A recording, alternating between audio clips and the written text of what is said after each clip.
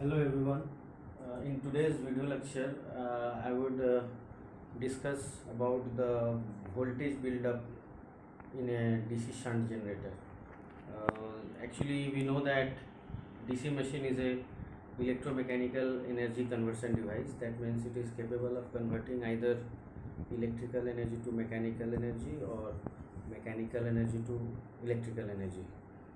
But for this conversion of energy from either electrical to mechanical or from mechanical to electrical, we have learned in our earlier lectures that a coupling field is needed. So what is the meaning of coupling field? Coupling field is some sort of link between the electrical system and mechanical system.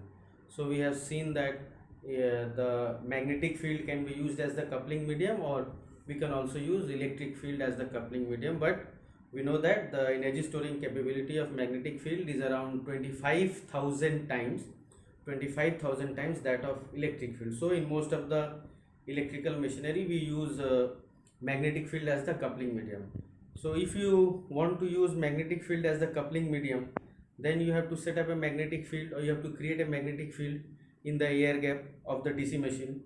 So what are the different methods of creating magnetic flux in the air gap of a DC machine? We can use a field coil and field poles, like this one. You can see in this arrangement we have a field pole, and we have placed these field coils, which is shown in blue color, over this field pole, and we energize this field coil by a DC source.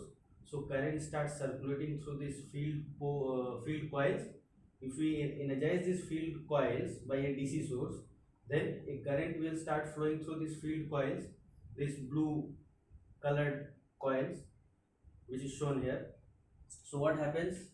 You know that for every current carrying conductor there is a magnetic field. So a magnetic field is being set up. Another way is what? We can use permanent magnet.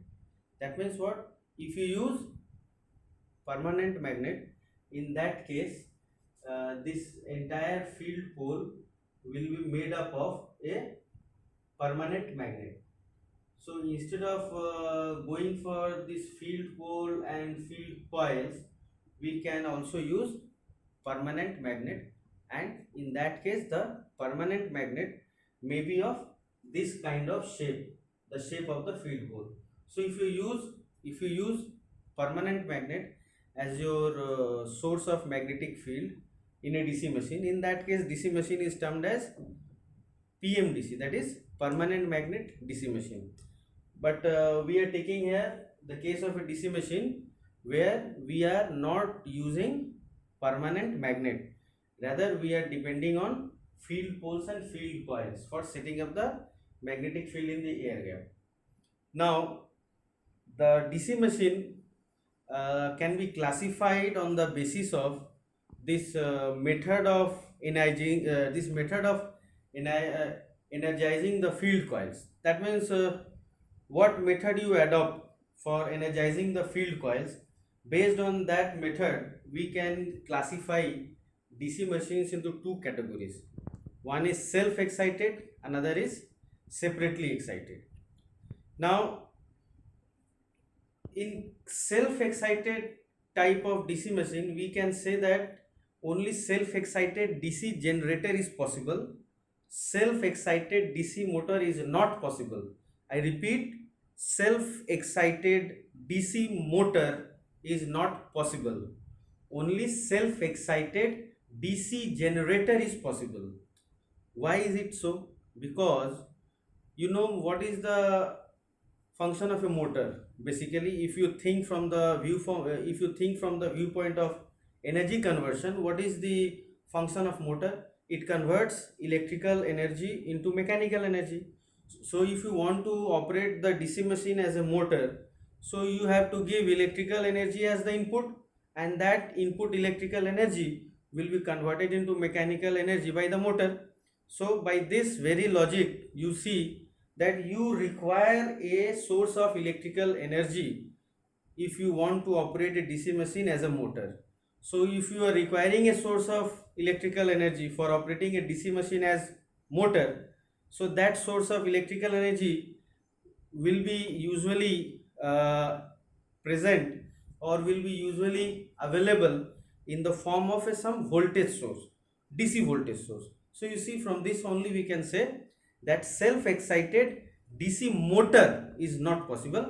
However, self-excited DC generator is always possible, because the function of generator is to convert mechanical energy into electrical energy.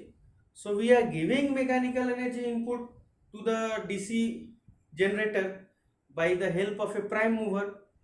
That means the prime mover can be used to mechanically coupled with the shaft of the DC generator. So if the shaft of DC generator and the shaft of the prime mover are mechanically coupled, then they will be able to share the motion, exchange energy or torque or force. So by that way we can say that it's always possible to operate a DC machine as a self-excited DC generator. So if you want to operate a DC machine as a self-excited DC generator, in that case what I should mention is that the presence of residual magnetism is very important.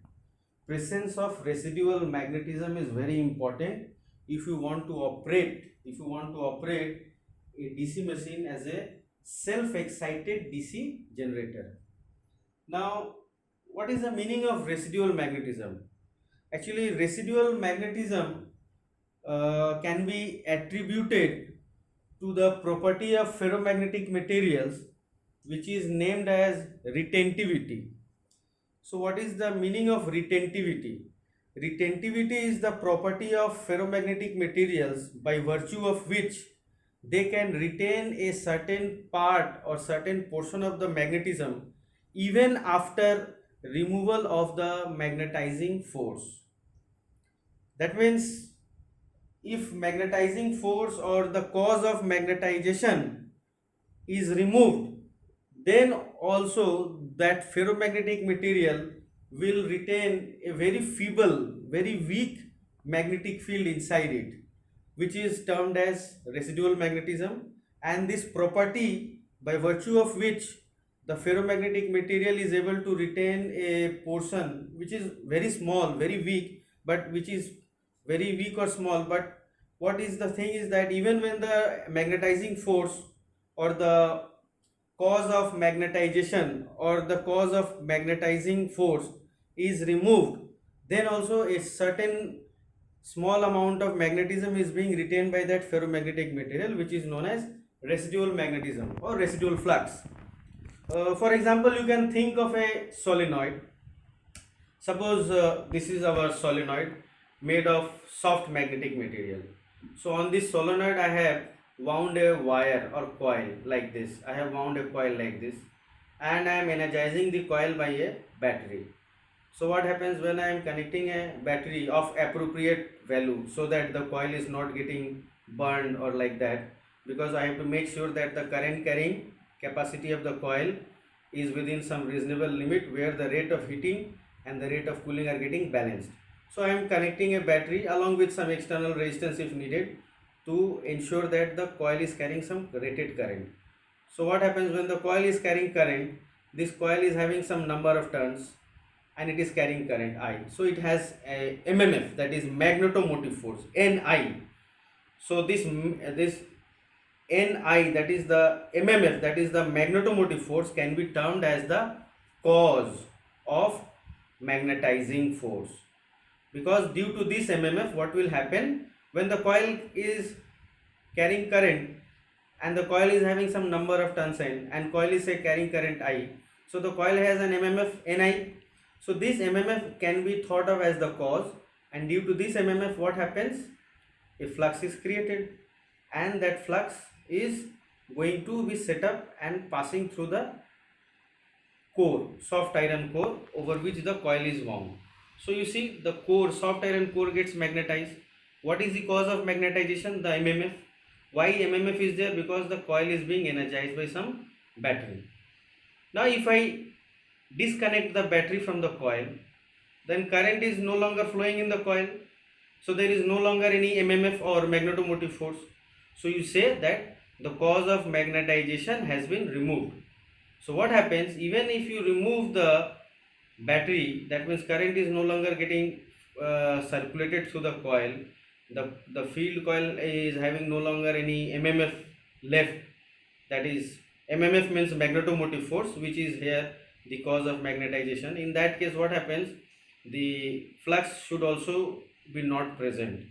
But if this soft iron core is having sufficient value of retentivity, in that case you will find that even when the coil current has become zero, there is no magnetomotive force, still it will have a small value of flux, which is known as residual flux, and this property is known as residual this property is known as retentivity. So what I want to again repeat is that if you want that there should be a self voltage build up, or if you want self excited DC generator, so for self excited DC generator we should have residual magnetism in iron parts of the field pole. This is my field pole, these are the iron parts, these are the iron parts.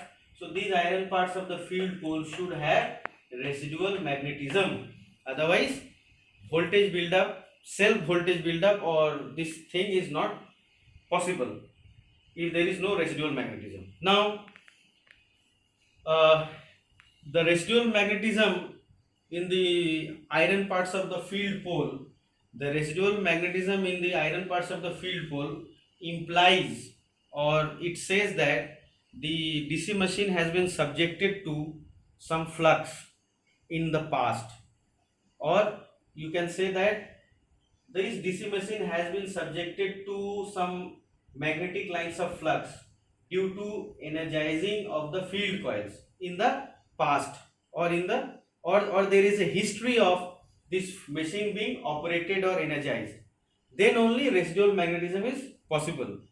Suppose there is a DC machine which is newly manufactured and it has not been operated even once. In that case we cannot expect residual magnetism in the iron parts of the field pole, because the DC machine has been newly manufactured and it has not been operated even once. In that case you can expect that the iron parts is having no residual magnetism, because there is no history, or there is no history of this DC machine being energized or exposed to some magnetic field, because it is newly manufactured and it is not operated even once. In that case you cannot expect residual magnetism. So in that case, if you want that there should be a self voltage build up, or you want self excited DC generator, in that case what is needed is that field flashing. So what is the meaning of field flashing? Field flashing is nothing. What we do, we don't rotate the armature of the DC generator, we don't rotate the armature of the DC generator, we only energized the field windings of field coils with a DC source like a battery. And what is done, the field coils of the field winding of the DC generator will be energized by some DC source like a battery for some time. Let's say for half an hour, what we have done, we have circulated the rated field current through the field coils or the field winding of the DC generator for half an hour, like that. So once we do like this, what happens, the field coil is carrying current, so it will create magnetic lines of flux. Those magnetic lines of flux are passing through these iron parts of the field pole. So the field pole iron is being subjected, or it is being exposed to, or it is being exposed to magnetic field. So you can say that now if you remove that DC source which is energizing the field coils, in that case, even if you remove the DC source from the field coils, even in that case it will have some residual magnetism, because you have already energized the field coils for sufficient time, let's say half an hour. But please remember, we have only energized the field coils of the DC generator, we have not energized the armature, or rather armature winding is not connected to any source, any DC source, it is simply open circuited. Only we have energized the field coils of the DC machine for some time. So this thing by which we are able to bring in the residual magnetism in the iron parts of the field pole is sometimes referred by the name of field flashing. Okay, so you see I have make an attempt to just draw the thing. This is your armature core, and these are your, of course, armature slots, and the armature slots you have armature conductors. Okay, and these are the field pole. One field pole is shown at the top. Obviously you know that number of poles cannot be odd, number of poles will be always even. So that means number of poles can be either 2 or 4 or 6. So for that reason, if I am showing one pole at the top, then at least one pole should be shown at the bottom, that is just diametrically opposite, that is at an angle of 180-degree mechanical. So there is one pole shown over here at the top position, another pole which we can say that it will be mirror image of this pole, another pole should be here at the bottom, and this pole at the bottom should be mirror image of this pole. Where the mirror should be kept, mirror will be kept here. So if you place a mirror here, the mirror image of this pole should be occurring here, which I have not drawn here. I have only written another pole at this position, but I have not drawn another pole at this position. So there will be another pole at this position. Okay, now this is the schematic representation of this thing. You see the armature is shown by a circle, because we know that the rotating part can be represented by a circle, because armature is a rotating part. So that's why we are representing that by a circle. These are the two brushes, and the armature terminals are named as A and double A. Likewise, field terminals are named as F and double F. So what are the two ends of the field coil? Two ends of the field coil, please zoom it here. Two ends of the field coil are F and double F, and two ends of the armature are A and double A. Okay. What is this R external? This R external is a external resistance. That means this resistance is not a part of field winding or field coil. Please be very clear on this. This R external is not a part of field coil. It is a external resistance which is separate from field coil resistance. Okay, so this R external resistance, which is a variable resistance, you can see in the diagram it is shown a variable resistance. So this variable resistance is connected in series. This variable resistance is connected in series with the field coil. Okay, and we have two switches, switch SW1 and switch SW2. So if we keep SW switch always open, if we keep SW switch always open, in that case you can see that the load is not getting connected across the armature terminals. So this may be the load current IL, but you see that if I keep the switch SW2 always open, in that case IL is 0, that means load current is not able to flow, that means load is not getting connected across the generator. So this load RL is disconnected, or rather it is not connected with the armature terminals of the DC generator. What are the armature terminals of the DC generator? A and double A. Now this self-excited DC generator is also known by the name of DC shunt generator. It is very obvious why it is also known by the name of DC shunt generator. Shunt means what? Parallel. Shunt means parallel. So you see here in the diagram, the field coil or the field winding is connected in parallel, that is shunt, with the armature terminals. So you see the armature coil or the armature terminals A and double A, armature terminals A and double A, and field terminals F and double F, they are connected in parallel. That means shunt. So that's why this this arrangement is also known by the name of DC shunt generator, which is your self-excited DC generator. Now why the name self-excited? Self means on its own. Excited means what? What is the meaning of excitation? Excitation means the process of setting up the magnetic flux in the air gap. Say in case of separately excited DC generator, what is done? In case of separately excited DC generator, we need a separate DC source. Like a battery in order to energize the field windings of field coils. But you see in this diagram, we have not used any separate DC source for energizing the field coil or field winding. That means we are not using a separate DC source for circulating current through the field winding or field coil. So that's why we call this to be self-excited. Why? Because we don't require any other source, any other DC source for energizing the field coil. We don't require separate DC source for energizing the field coil. We don't require that. That's why it is known as self-excited DC generator. Okay. So for energizing the field coil, we don't require any DC source, separate DC source here. So that's why it is self-excited DC generator. Since you can see in the diagram, field and armature are in parallel, that is shunt. So that's why it is known as also shunt generator, DC shunt generator. Now let us make ourselves clear regarding these two symbols. You see capital RF and small RF. What is small RF? Small RF is nothing but resistance of the field coil or field winding, whereas capital RF is known as field circuit resistance line. So what is the difference between resistance of field coil and field circuit resistance? Field circuit resistance means whatever resistance is being encountered by the field current,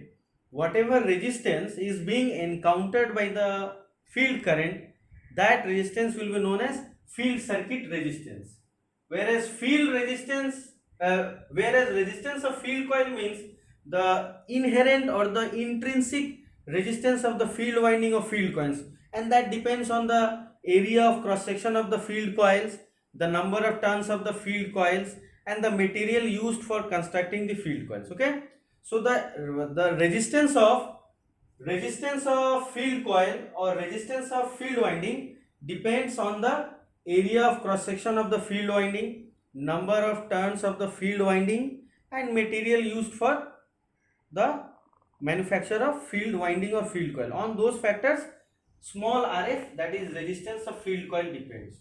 Whereas capital RF is nothing but it is the field circuit resistance. Field circuit resistance means whatever resistance is being encountered by the field current, that resistance is your field circuit resistance. So if you look here, if you move along my index finger, say current starts from here, higher terminal, it moves like this, it moves like this, it moves like this. So what happens? How much resistance has been encountered? See, this field coil will have a small resistance. This field coil will have resistance RF. This field coil will have resistance RF. Whereas you have connected an external resistance R external in series with the field coil. So the total resistance encountered by the field current is small RF plus R external. So this is known as field circuit resistance. That means whatever resistance is present in the field circuit, that is simply field circuit resistance. Whereas resistance of field coil means the inherent or intrinsic value of the field coil resistance or field winding resistance. Okay. Now we are aware of this formula Eg0. What is Eg0? Actually, see here, suffix 0 is there to just indicate one thing. And what is that? No load condition. Because you see, we are going to always keep the switch SW2 open always. So what we will do? We will always keep the switch SW2 always open. So load is not going to be connected with the armature at any point of time, because we are keeping switch SW2 open. So it is which kind of condition? No load condition or unloaded condition. So just to indicate no load condition or unloaded condition, I am using this suffix 0. Suffix 0 means no load condition or unloaded condition. Here suffix 0 means no load condition or unloaded condition. That's it. So now what is Eg0? It is the generated EMF in the armature at no load condition, given by P50 Zn by 60A. What is P? Number of poles. What is Z? Number of armature conductors. What is N? Speed of the armature in RPM, that is revolution per minute. What is small a? Number of parallel path in the armature circuit. For lap winding, A equals to P, and for wave winding, A equals to 2. What is 50? Flux in the air gap at no load condition. Okay. So now you see here, in order to understand the mechanism or the phenomena of self voltage buildup or self excitation in a DC generator, we should refer to this curve which is shown by red color, that is OCC curve. OCC curve means open circuit characteristics curve. Open circuit characteristics curve is also sometimes known as magnetization curve or saturation curve. So at a first glance you might find that this OCC curve, which is also known as saturation curve or magnetization curve, is going to resemble the BH curve of a ferromagnetic material. You see this red color curve is going to resemble with the BH curve of a ferromagnetic material. Actually it should be like that only, because you see what is plotted along the y-axis, generated voltage at no load. What is plotted along the x-axis, field current along the x-axis. So once a DC machine is manufactured, the number of turns of the field winding NF is not going to change, right? So if I call this to be NF, that is number of field winding turns, then that is not going to change once a machine is manufactured. And if what is IF0, let's say field current at no load condition. So and HF is the magnetizing field intensity or magnetization force or the magnetizing force along the field axis, that is HF. So HF can be replaced by IF0, because once a machine is manufactured, NF, that is number of field winding turns, is not going to change. What is L? This L stands for the length of the magnetic flux path. So what is the meaning of the length of the magnetic flux path? You just study the magnetic circuit. What is the meaning of magnetic circuit? Circuit means a closed path. Magnetic circuit means the path which is taken up by magnetic lines of flux. So magnetic circuit is nothing but it is the path which is taken up by the magnetic lines of flux.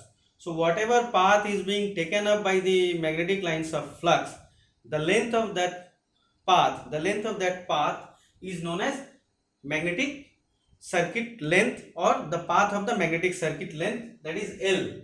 So obviously this L has to be the mean path. It has to be mean path. Mean path means if you suppose there is a rectangle of width B, so the flux passing through the outer edge of the rectangle will be longer in path, and flux passing through the inner edge will be shorter in path. Let me draw here small. Say if we are considering this, please zoom it to here. So if you consider this, let's name it A, B, C, D, and this small is E, F, G, H. So if I take a path along this edge, it will be longer, and if I take a path along this edge, the inner edge, it will be shorter. So what is the mean path? Sum of this path plus this path divided by 2. That will be the mean path. So that's what I mean, that the mean path has to be taken. So whenever you are considering the length of the magnetic path, that length of the magnetic path has to be the mean path or mean length. So what is L? L is the length of the magnetic path.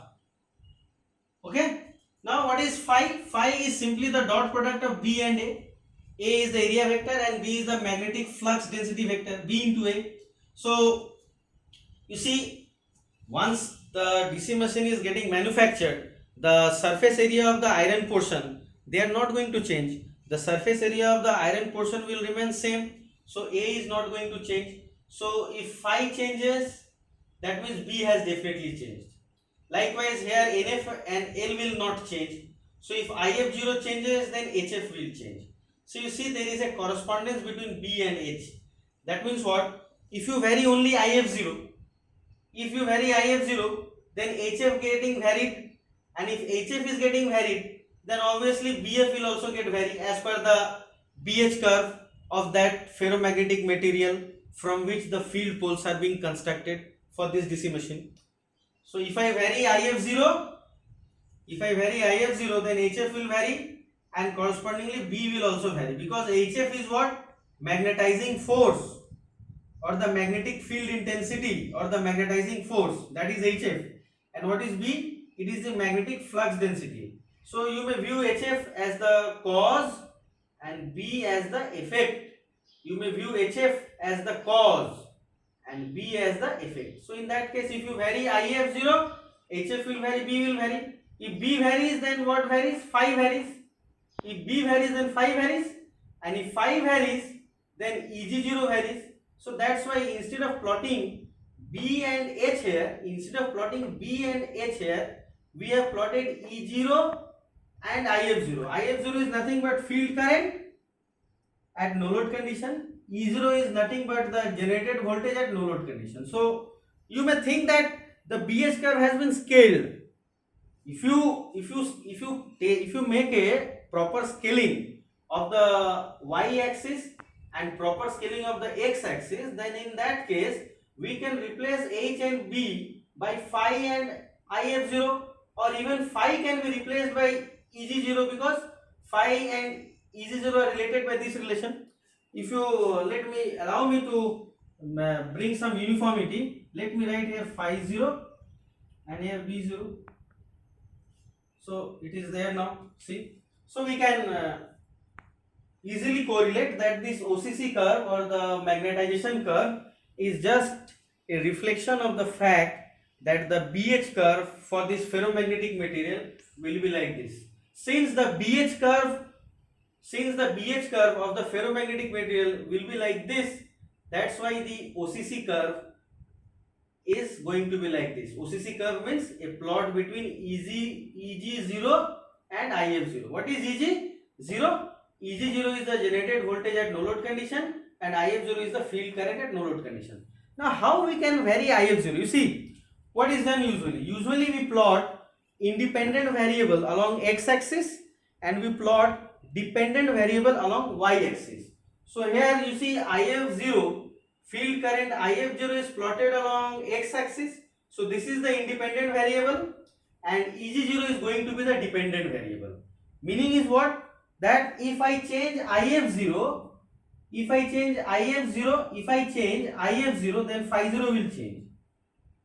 And if phi 0 changes, then E0 is going to change. You can refer this equation if you need. If you change IF0, then phi 0 will change. And if phi 0 changes, then EG0 also changes. So that's why EG0 is the dependent. It is the dependent variable and IF0 is the independent variable. So that means you don't have to worry about EG0. You don't have to worry about EG0. If you vary IF0, then EG0 is going to change accordingly on its own. You have to only vary IF0. What you have to do? You have to vary only IF0. Now how can you vary IF0? You can vary IF0 by changing this R external, the external resistance which is connected in series with the field winding. If you vary R external, then IF0 is going to vary. Okay. Now it is very important to tell you that this OCC curve, whether this OCC curve will be lifted up or it will be lifted down bodily, is going to depend on one thing, and that is the speed of the armature. That means what? Say I have drawn this OCC curve for speed, let's say n RPM. This is drawn for n RPM.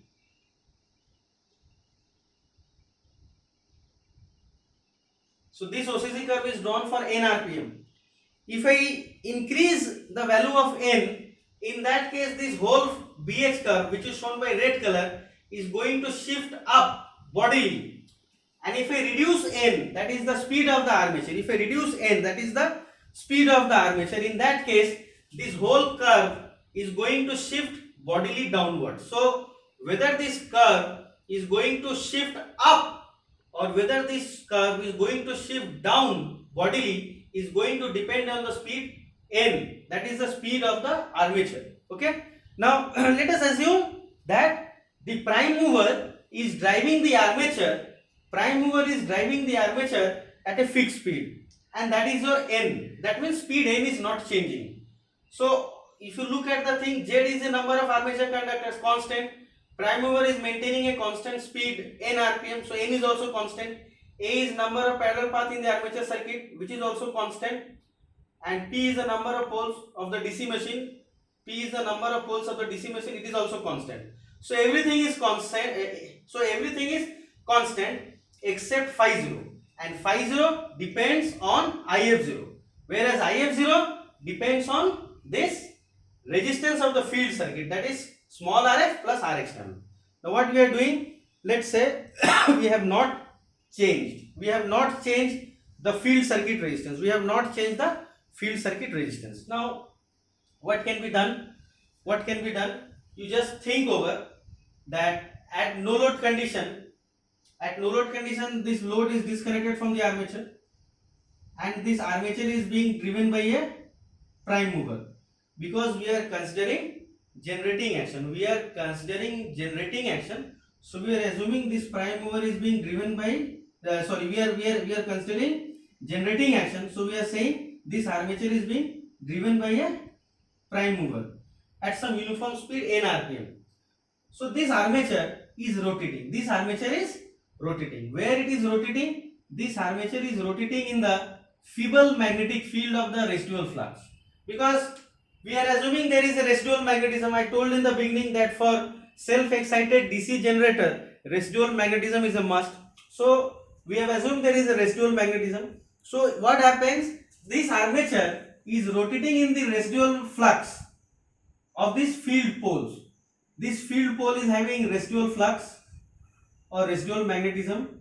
So due to that residual flux, a small EMF is going to be induced in the armature, because you see the strength of the magnetic field due to the residual magnetism or the value of the residual flux will be very weak or feeble.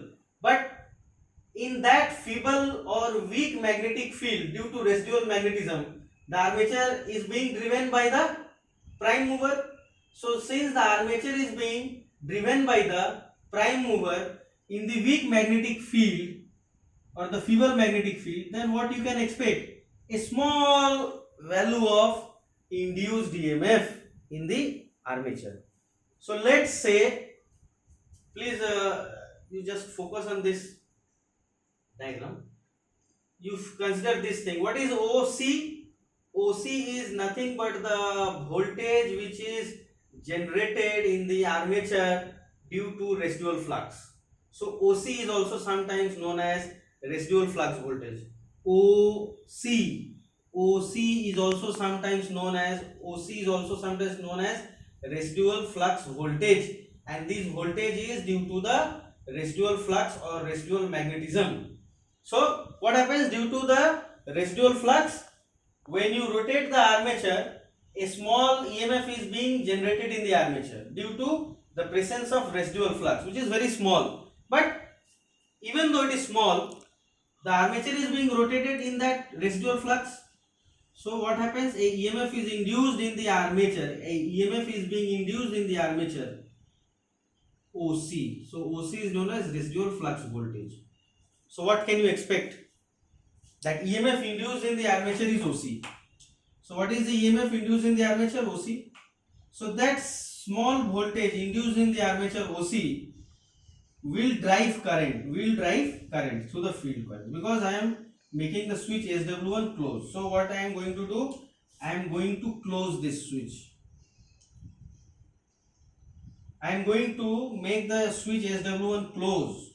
So if I make the switch close, you can expect a voltage is being induced across the armature, which is OC, that is residual flux voltage. So this will drive current through the field coils. So now what happens? Field coil will be carrying current. So that current carried by the field coils will have its own magnetic field. So now we have got two magnetic field. One magnetic field is due to the residual magnetism. One magnetic field is due to the residual magnetism, which was there from the beginning due to residual magnetism. And there will be another magnetic field created due to the current carried by the field coils. Because what you have done, you have made the switch SW1 close. So field coil and armature, they are connected in parallel. So whatever is the voltage induced in the armature, that is the voltage across the field coil, and the armature is being driven by the prime mover. So what happens? EMF is induced in the armature due to the residual flux. And what is that voltage? OC. So OC is known as residual flux voltage. And due to this voltage, due to this residual flux voltage OC, what happens? A current is flowing through the field coils. So field coil is also carrying current, means what? They are going to set up a magnetic field. So now what's the thing? The magnetic field created by the magnetic field created due to the current of the field coils and magnetic field due to the residual magnetism, they should get added up. Then only this self build up of voltage is possible. Otherwise it's not possible. So we need to be very clear on this, is that whenever there is a flow of current through the field coils, it will create its own magnetic field. So that magnetic field which is created due to the current carried by the field coils and the magnetic field due to the residual magnetism, they should be directed in the same direction, or they should be getting added up, or they should help each other, they should support each other. Then only the self build up of voltage is possible, otherwise it's not possible. So we are assuming that the direction of the field current is like such that it is going to create a magnetic field, and that magnetic field gets added with the residual flux. So now what happens? The strength of the flux should increase slightly, because earlier it was only residual flux, but now the flux in the air gap is the sum total of residual flux plus the flux created due to the current carried by the field coils. So if the flux increases in the air gap, then the generated voltage should also increase, because if flux goes up, then generated voltage also should increase. So you see here, look at the diagram. Due to residual flux OC, what is the field current? It is OD. So due to flux OC, which is known as residual flux voltage, OC is known as residual flux voltage. Due to residual flux voltage OC, what is the current in the field circuit? OD.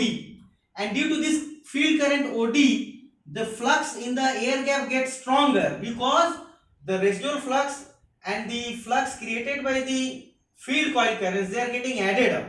So due to this increase in flux, the voltage generated increases to value dE.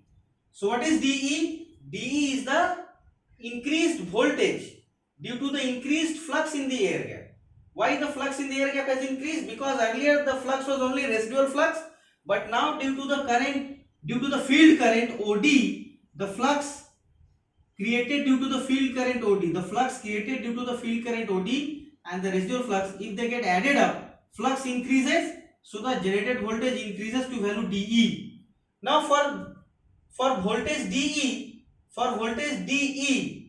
what is the field current? It is OF. Okay, so you have to just take use, or you have to make use of this field circuit resistance line. This green colored line you can see in the diagram. This green colored line is known as field circuit resistance line, or simply speaking, you can tell that slope of this line depends on the value RF. That means if you increase R external, then slope of this line will also increase. That is, this RF means, this RF is nothing but it is the slope of the straight line. So what is RF? Slope of the straight line. RF equals to the slope of the straight line. So slope of this straight line, let me write slope of this line, straight line OA, straight line OA, let me write OA, straight line OA is RF. So slope of this line OA is actually RF. What is RF? The field circuit resistance. So if you want to find the value of the current in the field circuit, you have to only refer to the OCC curve and the field circuit line. Okay, because this line OA is nothing but the representation of Ohm's law for field circuit. Let me tell once more. This straight line OA is the representation of Ohm's law for the field circuit. So For voltage OC, what is the field current? You draw a line parallel to field axis and get it, cut the straight line OA. From there you drop a perpendicular. So this OD will be the field current. OD will be the field current corresponding to voltage OC. Likewise, for voltage DE, what you do, you draw a line from point E, and this line drawn from point E should be parallel to the field axis, and that is touching the straight line here. From there you drop a perpendicular at point F. So GF will be the voltage, corresponding to field current OF. Okay, so in this way it goes on and it ultimately settles down or stabilizes at point N. So this process, what is the process actually? Initially, due to residual flux, what was the voltage in the field circuit? OC. And due to this voltage OC, what is the current? I mean to say, due to the residual flux voltage OC, what is the field current? It is OD.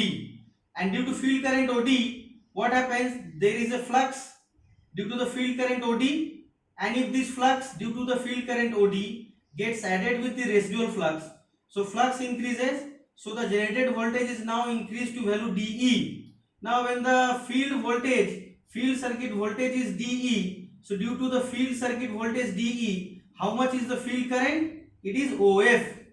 And due to the field current OF, there is a further increase in the field flux, so further the voltage increases to value Fg. And due to the field voltage Fg, what is the field current? It is OH. In this way it goes on increasing and it stabilizes at point N. Okay, so now the question may arise that why it is not moving beyond point N. Point N is this one. I hope you are able to see. Please zoom it here. This is your point N, this is your point N, this thing is your point N. So if you notice carefully, what is point N? Point N is nothing but the intersection point of the straight line OA and OCC curve, isn't it?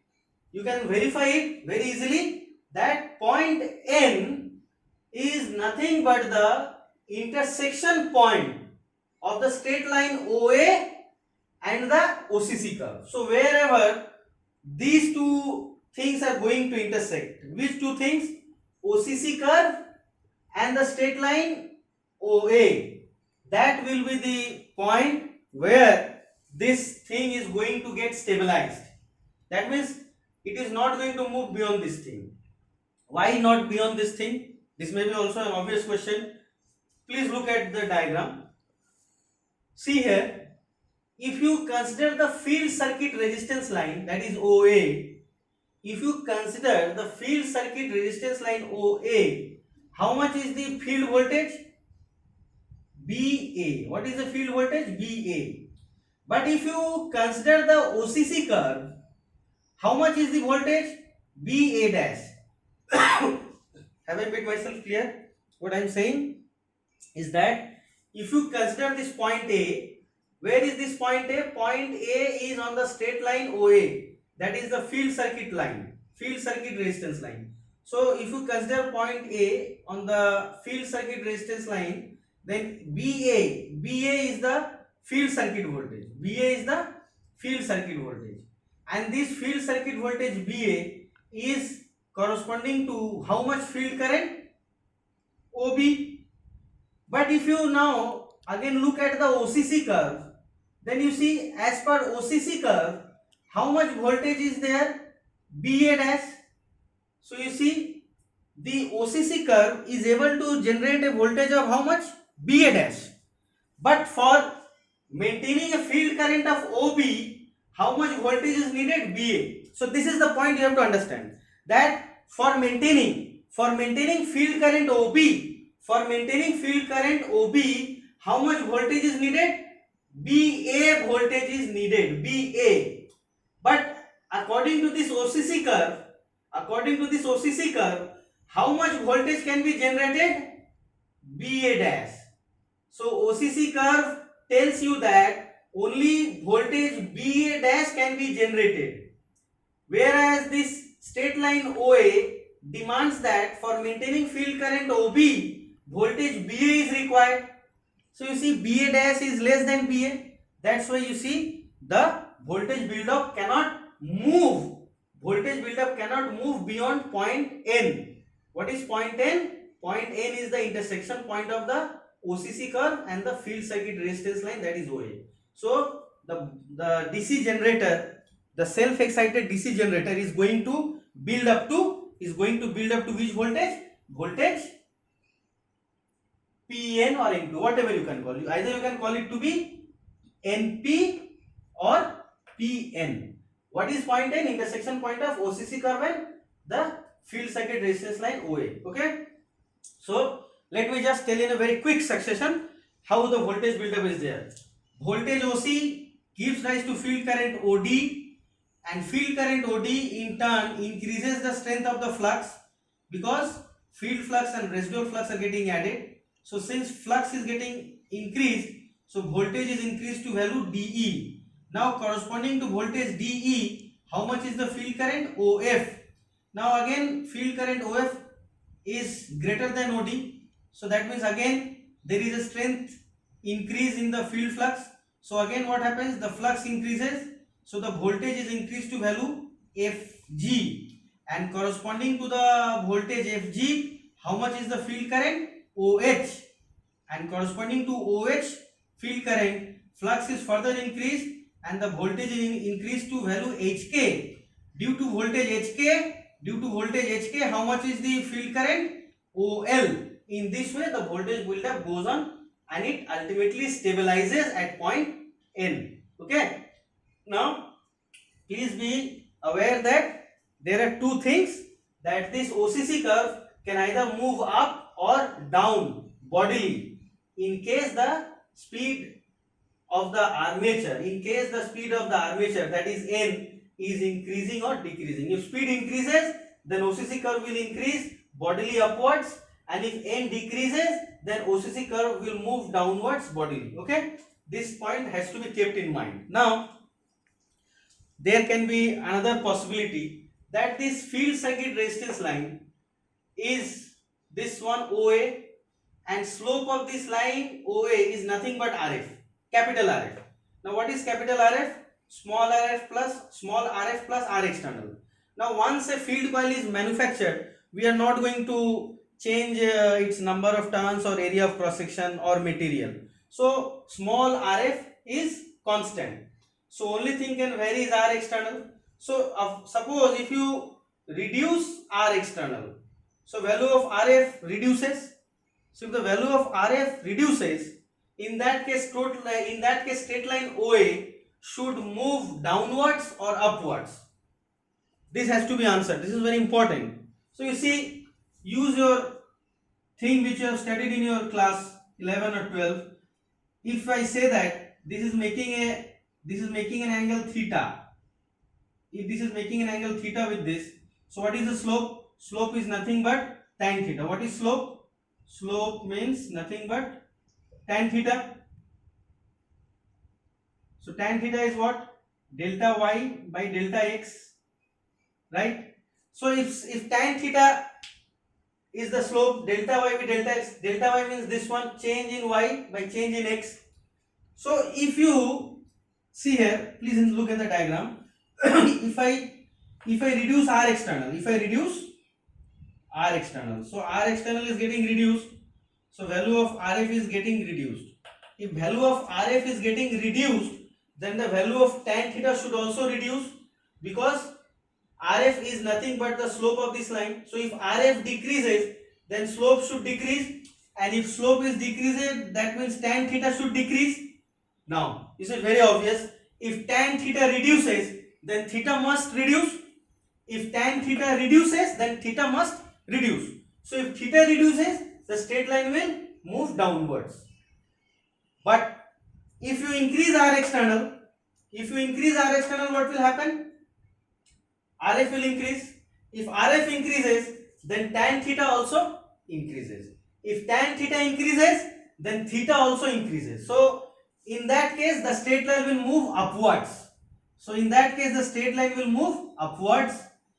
In which case the straight line will move upwards like this in case you increase the R external. But if you decrease the R external, the straight line will move downwards. Okay. So it might happen that for a particular value of field circuit resistance line, this straight line OA might become tangent to the OCC curve. It might happen that for a particular value of field circuit resistance line, this straight line OA is becoming tangent to this OCC curve, or it is touching the straight line portion of the OCC curve. Of course, the straight line OA should pass through origin. Of course, the straight line OA should pass through the origin. But if you adjust the value of the field circuit resistance RF in such a way that straight line OA is becoming a tangent to the OCC curve, in that case, that value of RF will be known as critical field circuit resistance. That will be known as critical field circuit resistance. And we should remember that for voltage build-up in a self-excited DC generator, it is necessary that the field circuit resistance RF should be less than the critical field circuit resistance. So how we can find critical field circuit resistance? It is easy. You draw first the OCC curve. So first I have drawn the OCC curve. After drawing OCC curve, I should draw a straight line, and that straight line should pass through the origin and should touch the maximum straight line portion of the OCC curve. So in doing so, we have drawn a resistance line which is corresponding to critical field circuit resistance, and slope of that line will be known as critical field circuit resistance. Let me draw it for a bit. So if you draw, let's say I have drawn a 2 OCC curve. This is red color OCC curve. So this is drawn corresponding to speed n1 rpm, and I have drawn another OCC curve which is colored by blue color. So this is this OCC curve is being drawn at speed n2 rpm. So as I was saying you earlier, that if you change the speed of the armature, that means if you change the speed of the armature n, in that case what happens, the shape of the OCC curve is not going to change. If you change the speed of the armature, the shape of the OCC curve will not change.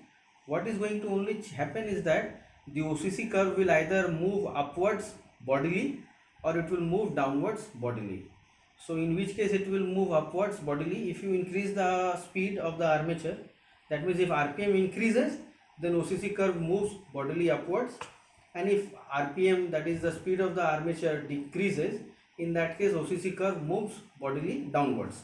So you can make out here I have drawn 2 OCC curve, one red color which is drawn for speed n1, and another OCC curve is being drawn for speed n2 which is colored is blue, which is colored by blue color. So obviously you can make out n1 is greater than n2. Okay, no need to tell, but still let me tell that here n1 is greater than n2, because you can see the OCC curve is higher for n1 and OCC curve is bodily downwards for n2, so n1 is greater than n2. Now I have drawn two lines, two straight lines. Now what you can notice about the straight lines, that these two straight lines colored by green and black, they are passing through the origin, no doubt they are passing through the origin. Now let us focus on this green colored line. So this line is touching the maximum straight line portion of the OCC curve, and it is also passing through the origin. Let me repeat for convenience. This green line, this green straight line is satisfying two criteria. First criteria is that it is passing through the origin. Second criteria is that this green line is touching the maximum straight line portion of the OCC curve. So the slope of this straight line will be the value of critical field circuit resistance. So if you want to find the value of critical field circuit resistance, in that case you have to draw a straight line passing through the origin, and that straight line should touch upon the maximum straight line portion of the OCC curve. In that case, the slope of that line will be termed as critical field circuit resistance line. And if you want that there should be a voltage build up, So in that case, the value of the field circuit resistance RF should be definitely lesser than the value of the critical field circuit resistance. So if the value of the field circuit resistance is less than if the value of the field circuit resistance is less than the critical field circuit resistance, in that case you can expect there will be a voltage build up at that particular RPM. So you see, you can also think over that if I increase the speed of the armature, let's say if N1 is increased, so if N1 is increased, that means this curve moves bodily upwards. In that case, this line will no longer be a tangent to the OCC curve shown by red. If you increase the speed N1, if you increase the speed N1, then this OCC curve will move further up, bodily up, it will move. So in that case, this straight line may not be tangent, in that case it will cut. So you see, this critical field circuit resistance, this concept is going to be defined for a particular RPM, isn't it? Because if you take this particular example, over here you see it is drawn that green line is tangent and passing through the origin, so it is the critical field circuit resistance line for speed N1. But if due to some reason you increase the speed N1, then this curve moves bodily upwards. In that case, this will be not a tangent. In that case, it will cut like this black line. So in that case, it won't be a critical field circuit resistance line. So you see, critical field circuit resistance line is usually defined for a given RPM at a particular speed or a particular RPM. So while defining the critical field circuit resistance line, we are assuming one thing. While defining critical field circuit resistance line, we are defining on the assumption that the speed is not changing. So that's the point to be kept in mind, that whenever we are going to define the critical field circuit resistance, we are defining it for a given RPM. So for a given RPM, this is the OCC curve. We draw a line passing through the origin and touching the maximum straight line portion of the OCC curve. The slope of this line is the critical field circuit resistance line. Okay. Now there is another term, critical speed. So what is the meaning of critical speed? See, critical speed is defined by assuming that there is no external resistance in the field circuit. That means only resistance present in the field circuit is the intrinsic or inherent resistance of the field winding, that is small Rf. So if you consider a circuit where this R external is 0, that means external resistance is 0, no resistance is added, only small Rf is there. So let's say corresponding to that small Rf, that means with no external resistance in the field circuit, let's say this black line is the straight line and N1 is the speed. So obviously you see this black line is cutting the OCC curve at this point. Let me name it so that you will be having no difficulty in understanding. Let's say this is O, this is A, this is B, this point is a C, this is C. You may zoom here for a bit so that they can see. This is point C, this is point D, this is point E. Okay, this is point D, this is point E. Let's say this is point F, this is point F.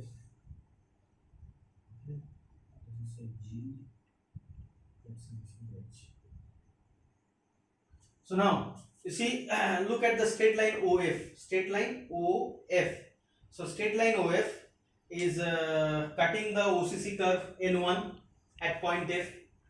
Straight line OF, straight line OF is cutting the OCC curve N1, OCC curve N1 at point F. So the slope of the straight line OF is say only small Rf. Okay. So slope of the straight line, slope of OF is Rf only. Okay. So slope of the straight line OF is Rf. So what I am going to attempt is that I will try to define critical speed. So how to find the critical speed? Let's say you draw a field circuit resistance line OF and slope of OF equals to Rf. That is only the resistance of the field coil with no external resistance. Now you reduce the speed of the armature. So if you reduce the speed of the armature N1, so what is going to happen? The OCC curve will move bodily downwards. The OCC curve will move bodily downwards because I am reducing the speed. So how far or how long you will reduce the speed? You will reduce the speed up to that point when the OCC curve is tangent to the straight line OF. So what I am doing, first I have drawn the OCC curve corresponding to speed N1, and then I have drawn the field circuit resistance line OF. But what is the speciality of OF? The slope of OF equals to small rf. That means small rf means I am assuming there is no external resistance. There is no external resistance in the field circuit. So that is your OF. Now what I am doing? I am reducing the speed. I am reducing the speed. How long or how far I will reduce the speed? I will reduce the speed to such a extent. I will reduce the speed to such a extent that this OCC curve moves bodily downwards and becomes tangent to OF like this N2. So you see OCC curve for N2 is becoming tangential to the straight line OF. So this speed N2 can be termed as the critical speed. Speed N2 can be termed as the critical speed, where you will find that the OCC curve is tangent to the straight line OF, where slope of the straight line OF is having only the value of field winding resistance, no external resistance. So how can you define it? You can define it in a way, let's say maybe that let us draw a line here. We're drawing a line here, let's say. So let's name this, let's say this is your M, this point is M, let's say this is M, this point is N, and this point is Q. Okay, let me write it P. So now, see here, if you look at this formula, then what you can find, that for a given value of IF, phi is constant, so that means Eg is proportional to N. So what I am saying, I am going to repeat once more. For a given value of IF, that is field current, phi is constant, so that means Eg is proportional to N. Let me write here, for field current OM, for field current OM,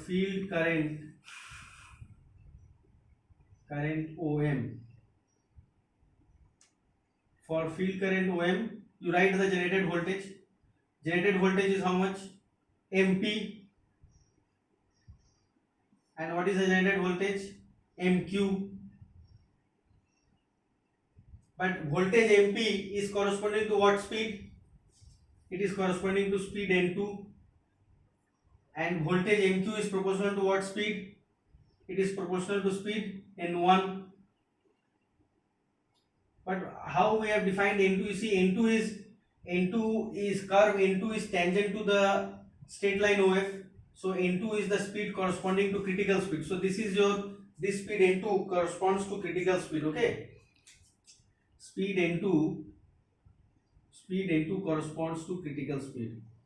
Speed N2 is nothing but it is critical speed. It is critical speed. Okay. So you see, you can find the value of critical speed from the graph. N2 is what? Critical speed. So critical speed equals to what? N1 multiplied by MP by MQ. What is MP? MP is the generated voltage at speed N2. And what is MQ? Generated voltage at speed N1. Of course, in both the cases, what is the value of field current? Field current value is OM. So both of these are being defined with field current OM. So we are defining this ratio. What actually we are taking? We are taking ratio of what? We are taking ratio of two voltages. What are the two voltages? MP and MQ. What is MP? MP is the generated voltage at speed N2 corresponding to field current OM. What is MQ? MQ is also the generated voltage. MQ is also the generated voltage. At what field current? Same field current, OM, but speed is N1. So that's what we have said. For field current OM, I am taking ratio of two generated voltage. What are the two generated voltages? MP and MQ. MP voltage is for speed N2 and MQ voltage is for speed N1. So from here you can find the value of the critical speed by graphical approach or graphical means, isn't it? And why this thing is being written here? Because you see, if you look at this formula, for a given value of field current, phi is constant. For a given value, I am saying, for a given value of field current, phi is constant. So in that case, Eg is proportional to n, that is the speed in rpm. So in this way you can find the critical speed, and this is your critical field resistance line, critical field circuit resistance line. So see, we should keep in mind that if you want to have successful self build up of voltage in a DC shunt generator, in that case the resistance of the field circuit should be less than the critical value of field circuit resistance, and also the speed of the armature should be more than the critical speed. So these two things needs to be satisfied. What are the things?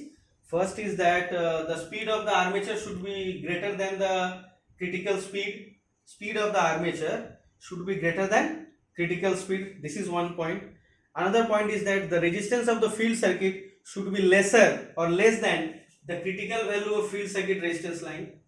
Another thing is that the direction of the current through the field coils should be such that